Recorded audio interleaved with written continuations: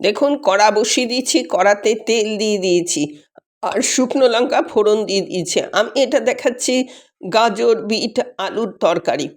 আর জিরে ফোড়ন দিয়ে দিয়েছি।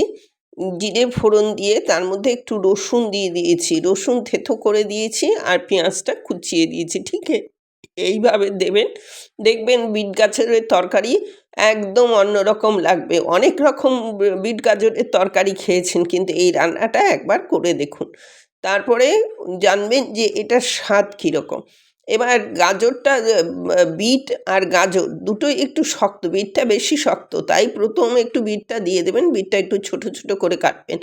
আপনি এটাকে না কুড়িয়ে এরকম ছোট ছোট করে কাটলে পরে তাহলে অনেক ভালো হবে। তবে ছোট বিটের যদি শুধু তরকারি করেন তখন তো একটু গ্রেট করে নিতেই হবে। যাই হোক, এইটা এইভাবে নাড়তে নাড়তে বিটের যে কাঁচা গন্ধটা এবং বিটটা যদি কিছু সময় আপনার মানে সতে হয়, মানে একটুখানি যদি হয়ে যায়, তারপরে তার মধ্যে আমি গাজর দিয়ে দেবো।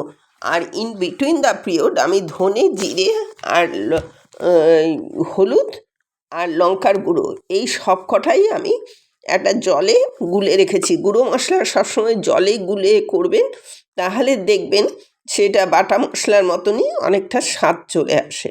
এবার যাই হোক, আমি গাজরটা দিয়েও আবার ভাজতে শুরু করলাম এবং এটাকে বেশ কিছুক্ষণ অন্তত 4-5 মিনিট এটাকে নাড়াচাড়ার পর আমি আলুটা তুলে দেবো। বাই দ্য ওয়ে, আমি নূপুর, আপনারা দেখছেন smile with Nupur and Tania. Please একটু সাবস্ক্রাইব করে দেবেন, বেল আইকনটা টিপতে ভুলবেন না, লাইক শেয়ার করে দেবেন, তাহলে আমি নিত্য নতুন রেসিপি আপনাদের কাছে আপলোড করে দেবো। যখন ঠিক সেই সময় নোটিফিকেশান আপনাদের কাছে চলে যাবে। যথারীতি ফিরে এলাম আবার রান্নায়। আলুটা দিয়ে দিলাম এবং সাথে নুন আর হলুদটাও দিয়ে দিলাম। খুব বেশি কষ্টের রান্নাটা নয়, তবে স্বাদটা হয় খুব ভালো। আপনি রুটি, লুচি, পরোটা, ভাত সবার সাথেই এটা জাস্ট জমে যাবে। এটা একবার করে দেখবেন, ভীষণই ভালো লাগবে। আমি একদম আপনাকে কথা দিচ্ছি, ট্রাস্ট মি, এটা একটু করে দেখবেন। এবার ওই যে গোলা মশলাটা, সেইটাকে আমি দিয়ে দিলাম, দিয়ে এবার মশলাটা আবার কষাবো। এর আগে তো আমি রসুন, পেঁয়াজ এগুলো দিয়েছি, জিরা, শুকনো লঙ্কা ফোড়ন দিয়েছি।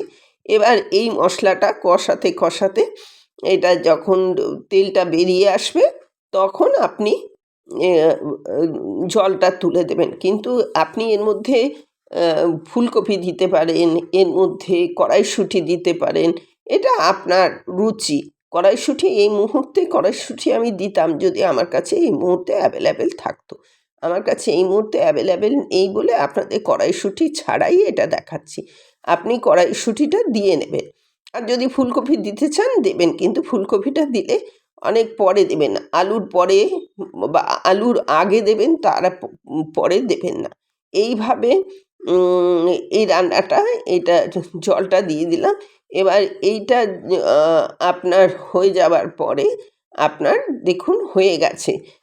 এতক্ষণ আমার সাথে থাকার জন্য অশেষ ধন্যবাদ। এই বিট গাজর আলুর এই অনবদ্য রেসিপি এটা একবার বানিয়ে ফেলুন আর খেয়ে জাস্ট জানান কেমন লাগলো, তাহলে আমি নিত্য নতুন রেসিপি আপনাদের কাছে পৌঁছে দেব।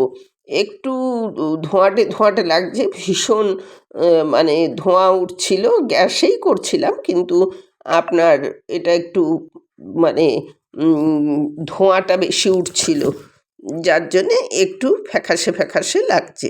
আজ তাহলে আসছি, পরবর্তীতে দেখা হচ্ছে যে কোনো এপিসোডে যে কোনো রেসিপি নিয়ে।